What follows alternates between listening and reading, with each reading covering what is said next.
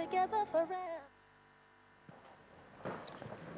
Welcome back. And now we start the program in earnest, and we're going to begin with the impeachment wave that is blowing across some states in Nigeria, from Katsina to Niger to Kebbi to Enugu. And you would wonder, it's less than 3 weeks to the end of this regime, and we're having this wave of impeachments. To look at this with us this morning, it's my pleasure to welcome Chief Lucky Chukwu, a legal practitioner. It's my pleasure to be on this program. We expect social commentator Mr. Zaka Bala to join us in the course of this segment. So, Chief Chukwu, what do you think is going on with all this? I mean, it's only 3 weeks. Let's let them be for 3 weeks. And then there's impeachment threat here, speakers being removed there. What do you make of all of that? You see, it is not unexpected, because I remember a reggae maestro and a philosopher, the late Bob Marley. He said that everything done in the darkness must come out to light. So, why I say this, having served in government as a former commissioner, as a member House of Assembly, as a special assistant, I know very much, and I can talk authoritatively on what is happening. There's always this mentality of looting, final looting, either because of the fear of the unknown,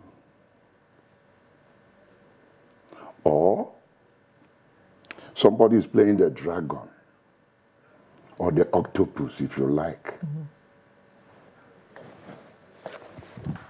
Because if you look at the gale of impeachment, both in the House of Assembly, the executive arm of government, and so on and so forth, you will discover that we are yet to get it right. First, let us look at the supremacy of the Constitution. Some of our leaders don't even know why they are there, why they've been elected. Some don't even know the value of the ballot box because of the process that brought them in. But don't you think that is gradually changing? Well, indeed, it should be changing. But rather than changing, it's worsening. If not, why all these things happening in less than 3 weeks for the present government to wind up, both at the national level and at the state level? So when you look at the Constitution, the supremacy of the Constitution, Chapter 1, Part 1, Subsection 1, it deals with the supremacy of the Constitution. I will approach this from both legal and moral angle.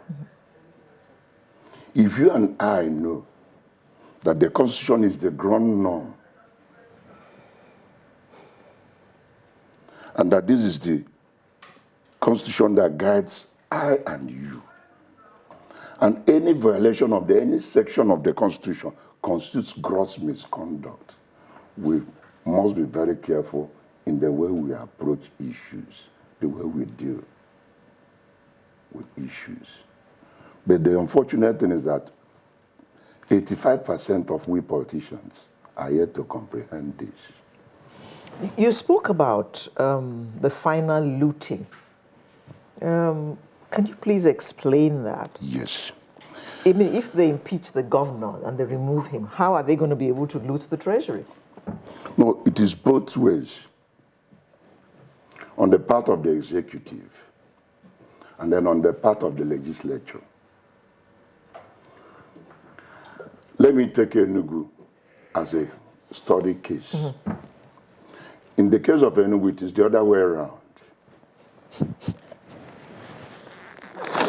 The governor is my personal friend, as well as the speaker.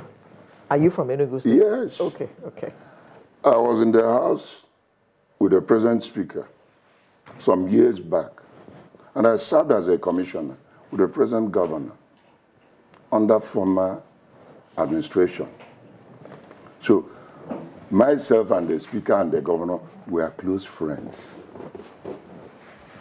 And I can talk confidently and conveniently on what is playing out in Enugu State. Can an arm of government ground another arm of government? Certainly no.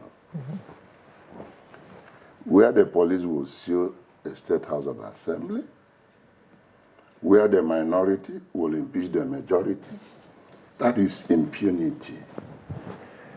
But they cite the point about the governor trying to get a huge loan at this dying hour. That's why I say it is the other way around. This is government of continuity. Fortunately, PDP won Enugu State. And the governor-elect was endorsed by the present governor. So why going for the loan in less than 2 months, as when it started, 11 billion. And the mantra throughout their campaign was that it is a government of continuity. The incoming government should continue from where you stopped. Well, maybe he wants to get the loan for work that the governor-elect will continue with. No. You see, I would like to throw light on that loan because I've been following what is going on in Enugu State with keen interest. And we are looking beyond May 29th. I think the governor had earlier on approached the House of Assembly in November. And the House passed a resolution asking him to take the loan. But somehow the CBN now said no. A government that has less than 7 months to leave, we are not going to approve such loans. Then there was this internal arrangement between the government and UBA under IPSO, Irrevocable Standing Payment Order, tied to internally generated revenue, that on monthly basis will be withdrawing from the internally generated revenue, whether you like it or not. That is why it is called Irrevocable Standing Payment Order by UBA. UBA now demanded the resolution of the House, for the resolution of the House. That was why the governor now went back to the House of Assembly for that resolution and the approval of the House. The House now said no. You have less than 2 months to leave. We cannot grant this. The contractors are not mentioned. The amount to be paid to them are not mentioned. The job they've done, not mentioned. The level, and so on and so forth. So in the light of all this, we will not approve this law. I think somehow my good friend, the governor of the state, misunderstood the House. And that was the beginning of the trouble. In fact, as I was walking into the studio, I got a telephone call, and I decided to place a check. I learned that the speaker that even has the majority, that is security, police security, has been withdrawn. Now, even the matter of the speaker, who is the current speaker of the House? I think the current speaker, going by the Constitution, remains Right Honorable Eugene Odo. Minority cannot remove majority. I mean, this is simple logic. It's even elementary. Some people will say, when it comes to issues of the speaker, for instance, it's not clearly stated. Maybe we should go back to the Constitution and see what the Constitution has to say as per removal. Let's look at removal of the speaker. That's why I came with the Constitution, so that we deal with facts. We have our own too. Section 92, subsection 2, subsection C. It talks about the removal of the speaker. If he is removed from office by a resolution of House of Assembly by the votes of not less than 2/3 majority of the members of the House, expressly stated, unambiguous, 2/3. And the Enugu House of Assembly is made up of 24 members. If the 8 the governor has.